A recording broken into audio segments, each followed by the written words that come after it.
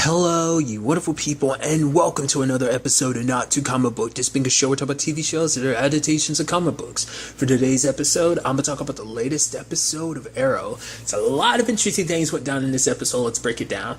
Laurel telling Oliver like she did, I was kind of surprised it ended up going down like that. Because I figured like when she showed up, she wanted to talk to Felicity first. Because out of anyone, Felicity would have been the one to listen. And considering like the fact is Oliver and Laurel had that complicated relationship they do, but her and Felicity are tight. Like that was kind of my whole thought process. Like, yo, you tell Felicity kind of break it down, because it would make more sense coming from Felicity. It would have made it would have been less of an impact essentially, because she, was a more trustworthy source than Laurel, that type of situation. But Oliver didn't want to listen, but him immediately following Emiko, and it's like, oh yep, she's definitely connected to Dante. It's like, oof. And even Renee was like, what? No, like, because it's like, oh, can we really trust Laurel and everything like that? So that ends up being that can of worms. But when it comes down to it, like, I had a feeling, I knew Emiko was playing him, because at first she tries to give excuses later on of, like, the fact is I owe him a debt, now I find myself in this situation, is like, stay out of this before you end up, worse off than before, It's just going to end with you in trouble and me in trouble. But what set it off in my mind to think it was like all an act is Dante hits her. It's like, no, we've seen what Dante does when he thinks someone might be compromised or whatever. He would have killed her in that moment. It wouldn't have been a thing of like, oh, let's take her with us. Like, no, that immediate was a red flag to be like, she's still in it. This is her playing. Because even Diggle kind of felt that he was like, yeah, keep an eye on her. But Oliver's kind of blinded by, his loyalty to his family. That's kind of his big weakness. Because, it's not even just that. It's just people he lets into his life, he always wants to see the best in people, which is interesting considering the fact is that he does kind of tend to be the pessimist that he is. But the fact is, especially in this case, because for him it's like, no, why would she do it? Like anything that happened, he's even saying like, it's all my family's fault. Because of my dad, she ended up going down the route that she did. It's like, she was 11 years old when he left her life. The fact of the matter is, if it wasn't for him, he's like, I know she would have had a good life. We'd be on, things would be playing out very differently. But we kind of understand later on why John kind of felt the way he did, because for John it's like, oh, I've literally been through this situation with Andy. It's like, right, I almost let that slip my mind. Of course you'd understand more so than anyone, like having a sibling betray you like that. And for him it's like, he talked about the fact is that Andy tried to make it seem like it was his fault and everything, because Oliver's taking the blame for all this. It's like, it's my family's fault that Emiko went down the path that she did. So it's so interesting to me, because it seems like for her, she cuts all ties with her family and her past and stuff like that, which is so interesting considering the fact is the one thing that's keeping her held back is her mom's murder. She's still trying to figure out who killed her mom, which the fact of the matter is, it's never come up, but I'm assuming it has to be Dante or somebody from the Ninth Circle that set that in motion, because it was a year ago, so it couldn't have been something like, Oliver and, Thea's mom. It couldn't have been something like that, obviously, because, it was a year ago. But I would assume it would have to be someone from the Ninth Circle, because, lo and behold, I'm skipping around here, but I did not expect to find out she was actually the boss, because the fact is she's got her neck to, Dante's throat, and she was like, you're not following, those weren't the orders. I was like, oh, so Dante's not in control, because I assumed he was. I was like, okay, so it's I guess you guys take orders from someone. I was like, no, she apparently is the leader, which is so interesting, because it's the student has become the master in a certain regard, because he trained her to be who she is. So I guess she showed her skills and proved herself that she ended up rising through the ranks and ended up becoming the top of the Ninth Circle, which also, that's another thing, because I brought it up last episode. I was like, what is this group that he's connected to and stuff like that? I was thinking maybe this is Hive or something. It's like, no, this is basically it's another secret society. It's kind of interesting because obviously there's parallels to the League of Assassins, because they are a very old school thing. So is the Ninth Circle. Apparently they date back to the real Dante times. A 14th century organization that basically causes revolutions and rivals and stuff like that. Just when there's changes in the world and stuff like that, do revolutions and upheavals and stuff like that, they're typically behind the scenes of it. So it's But with everything kind of being said and done, the names that kind of got brought up in the future, I mean, not unless it's something we end up finding out more as the season progresses, but it almost seems like everything that's in the future doesn't necessarily seem like it's connected, because it's like, how do we go from the parallel? Because if that's the case, because like there's all this hate about vigilantes, so it's like, why would vigilantes get so much guff about that? You know, not unless it's like Emiko's running around as Green Arrow. But I mean, to be fair, everyone knows it's Oliver and that there's another Green Arrow kicking it, you know, and that's why I was like, why would that be an issue? Or maybe it's just because they failed to stop what ends up happening because of Emiko and her people. Like, I guess they decided to pick Star City because Star City is such a big point. I mean, obviously, like, for her main reason for coming back to Star City was mainly about, like, oh yeah, like her mom, which is so interesting because, like, she's been absent for a little while, but to be fair, she's been doing this whole Green Arrow thing for a couple months. That's the whole thing that kind of... It's interesting because your brother was locked up at the time, yet you've been doing this Green Arrow thing. Because obviously it was meant to be like, I guess, you know, so, because I guess she couldn't go out doing her own thing because it would have drawn too much attention. So she figured, like, if she's in the get-up as a Green Arrow, she doesn't have to worry about it. Because the thing is, like, because it seems like she was hiding the fact that's from the Ninth Circle, because it's like, if they found out, like, oh, her focus isn't there, she isn't focused on the mission that's at hand, then they're going to, try and, you know, the way Dante was kind of saying, like, oh, they'll try and take this position for him. Like I said, now sitting here thinking about it even more, it's like the group is even more like the League of Assassins, because that was kind of like their whole thing too, like, because they kind of, you know, assassinated like political figures and stuff like that. Like, they try to create change in the world, and it seems like that's kind of going down with this whole Ninth Circle thing, which, once again, I have to bring up the parallels. I think it's kind of interesting because, like, that same thing still somewhat happening right now in Gotham, you know, with the League of Shadows. So it's just kind of interesting that it's the parallels again, you know. It is interesting because, like, Emiko had brought up the fact is that her situation with Dante was the fact is that she owed him a debt, in the sense of, like, he trained her to be who she is, kind of cut ties with everything, because she was so caught up in, you know, still longing and wanting her father's attention, you know, because she even, you know, learned so much about the business, because she wanted to say, oh, I'm going to take over the business, like, let me run this side of the business, I can show you how things could be more profitable and stuff like that, but he wouldn't give it over because it was supposed to be Oliver's position, and then there's a whole situation of, because of that, the world can't know about her, but her mom, she was trying to take care of her. It's like something you haven't done in the years you've been gone.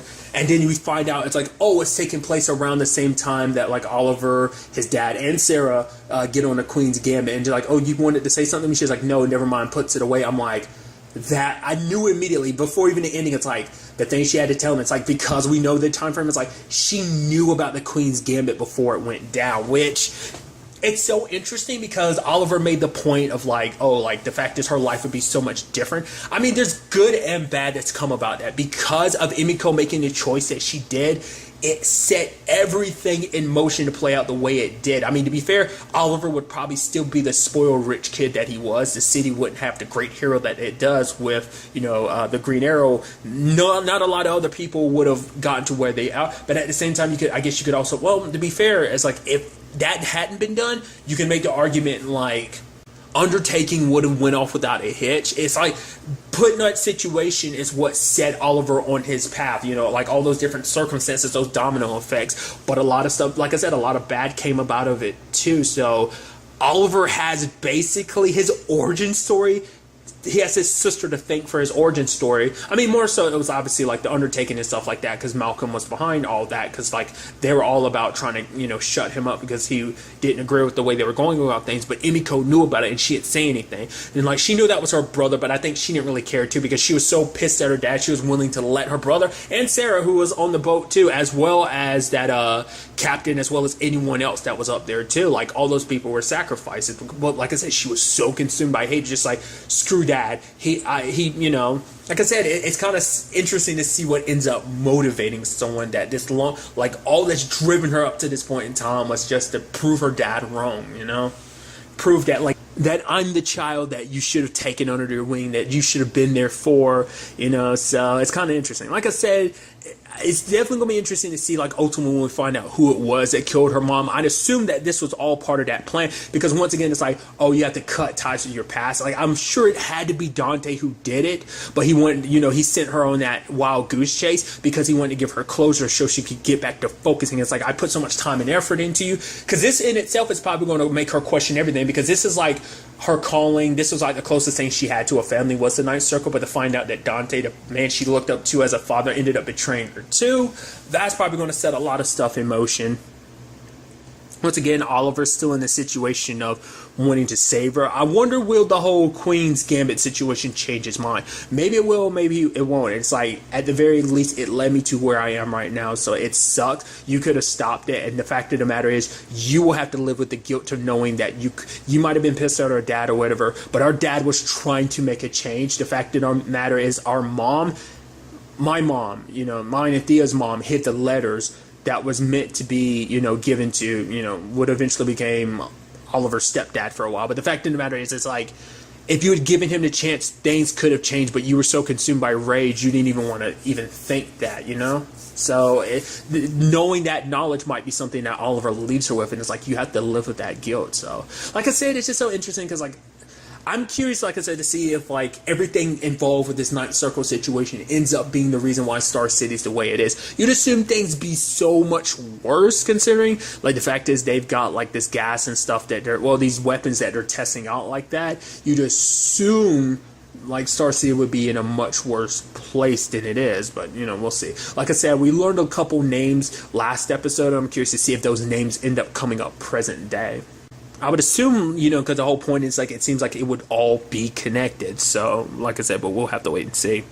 But the next time Oliver and Emiko meet is definitely going to be interesting because she's not going to hold back. It's so interesting because even in that fight, like they had in the bunker, like Oliver got the upper hand on her, and he would put her in a position where he could have snapped her neck, but obviously he wasn't going to because, like, that's still his sister, and that's always going to be his downfall in that fight because he's going to want to stop her, sure, but he's never going to do what might be necessary of, like, having to put her down. That might end up being someone else. We might see Renee potentially doing that, Maybe Diggle, just because Diggle, I mean, let's not forget, Diggle ended up having to be the one to put down his brother, and we saw what kind of damage that did to Diggle. Like, he probably wouldn't want Oliver to be put in that position, so if the time came, he'd probably be the one to pull the trigger in that regard. Like I said, it might even be Renee, just because Renee was like, yeah, she was my partner. The fact of the matter is, I didn't see through her lies and everything, so I have to be the one. We'll see. And then there's a whole situation with Laura, which I thought was kind of interesting, because obviously Laura was dealing with that, but she's helping out with Dinah. Like, the sense of, like, her being the DA and stuff like that, she kind of crosses the line and stuff like that. So for her, she's like, these are bad people. They obviously did it, so why am I beating around the bush? Like, she kind of doesn't like the legal system because it's just kind of like, we know this person is guilty. Why can't we, she's forcing confessions and stuff like that. But Dinah's like, I'm giving you another chance because if you get found out, every case you've ever tried will be undone. But the thing is, and the sad thing is, like, Laurel has done good. She has gotten better. Because even Felicity was like, no. She's turned around me. She's like, I'm not trying to say your sister is evil. But the fact of the matter is, Laurel, she's, we've become really good friends. She's turned it all around, which she has, And when the time came, like, this guy was, bad-mouthing Quentin, but obviously, like, Laurel is very temperamental, especially when it comes to Quentin, because Quentin's kind of a sore spot for her, just because, like, not only did she lose him once, she lost him twice. Once as, as a kid, when she was a kid, but also, like, when he was back in her life when things were good, she was kind of turning over a new leaf and stuff like that, so there's that. But, Dinah had to pull her out, and in Dinah's mind, it's like, oh yeah, we later on find out that dude ended up dying. I'm wondering, was that really Laurel? I mean, to be fair, we're dealing with gangs here. Like, they find out, they assume you're ratting on them. Like, they'll take you out and stuff like that. So it might have just been, like, coincident. Like, oh, Laurel had the motive to do it, but probably didn't actually do it. And she's like, I'm tired of the fact that I have to constantly prove myself to you people. Like, the fact of the matter is, I've done good work. I've turned things around. But even, Dinah's like, and the fact is, I am sorry. Because the fact of the matter is that I only see you as a black siren because I don't know who you really are. Because, like, she's like, because I think the sad thing is, you don't even know who you really are. And that's the scariest thing, And it's like, that's so sad because that also gets this persona she had of being Laurel also crumbles too when Emiko exposes her by putting up, like, releasing some documents or whatever showing Laurel back when she was working with Diaz. And now it's like, it was more so to punish her for the sake of, like, oh yeah, because you were following me, you kind of ruined my plans and stuff like that. So this is my way to kind of destroy you a little bit. But it's like, hey, who knows? In the end, maybe I set you free. Maybe Emiko's because for Emiko, it's like, oh, you're up here trying to play hero and stuff like that. It's almost like she hates heroes because she hates and resents her brother for trying to be the hero and stuff like that, because it's like, oh, like you wanted to try and save me and trying to be the hero that you are, and then Laurel trying to turn things around, but it's like all you'll ever be is the Black Siren. She told her that before, you know, so it's just kind of sad because like I said, Laurel has done a lot of good, and it just seems like it's all kind of blown up and kind of thrown in her face, you know. I'm curious to see if Laurel ends up trying to spin this to be like, oh, this is fabricated. Just like the whole, well, to be fair, I was about to say the whole situation of someone faked that photo of Oliver as the Green Arrow. But to be fair, it later on came out like, oh, he was a Green Arrow. So it's not like that could be a defense or anything like that. But still, it's definitely going to be interesting because this might end up pushing Laurel more down the villainous side of things again. And maybe Emiko's also kind of hoping on that because it's like, hey, we can be allies together. Like, you kind of go back to doing whatever you want to and I want to do as well. Because for them, it's like I said, it might be kind of like a thing of like, we're here to kind of purge the world of, like, you know, it's like creating these new world orders, essentially, like, you know, burning down the old way that the world was to build up something new. It's like, whether that's a thing of like, oh, we're here to like wipe out all the bad and evil. I don't know if they're outright doing that. They're probably not, but for them, it's like they want to bring great change into the world and stuff like that. So maybe you can make the arguments along with that, but it's like, hey, side with us, Laurel. You'll be able to kill to your heart's extent. The fact of the matter is, you'll not have to worry to be bound by rules. We might see that potentially. I don't know. That might be their end to the organization in a Ninth Circle, because Laurel might go undercover, which she kind of, you know, might be the reverse of like her and the whole Diaz situation, where she kind of went undercover with the team to kind of find out what they were, you know, that whole thing, you know, Team Arrow, when she went undercover as pretending to be good, you know. So we'll see if that ends up being where they take her story. There's also the whole Elena and Felicity situation, and then working on Archer. And the fact is that Emiko wants to take advantage of that, which is interesting because we know that Archer ends up in the Glades and stuff like that. I mean, granted, we don't know how widespread Archer is. Is that something that stayed in Star City? And especially because Felicity was working on it. The fact is, like, the smoke industries or whatever, like, she ended up making that. So it seems like it did become like a worldwide thing. So that's why I'm kind of like, so much went down and makes you go, I don't think, it does almost seem like there is no connection between what's happening present day and what's in the future. But to be fair, maybe like everything present day, when it ends off, it sets up everything in the future. Like the domino effects of what's going down present day leads to everything that befell Star City in the future. Potentially, like I said, I don't know. There's a lot of interesting time to play with. Once again, it's like, because currently we're speaking like with the future timelines and stuff like that. We have the 2049 situation, because like we see that in the Flash, like that's where time is presently in the future, at least that's what we're tackling. But Star City, we're tackling 2040, so there's still that 9-year period. But like I said, we tackled that a little bit because of Legends, so it begs the question like how the show's going to handle that, you know, going forward. What, you know, I'm very curious to see what they have planned out, because let's not forget, like next week's episode, I mean next week at the very least, I don't know if there's an episode of Arrow. There might be, there might not be, but definitely Legends of Tomorrow returns, and so I'm curious to see it kind of returning, what kind of effects that might lay out and have for Arrow, if there are any at all. There might be some crossover in that regard. I'm curious to see what it might potentially be, so we'll have to wait and see. But I'm interested to see where all this takes us going forward into the next episode.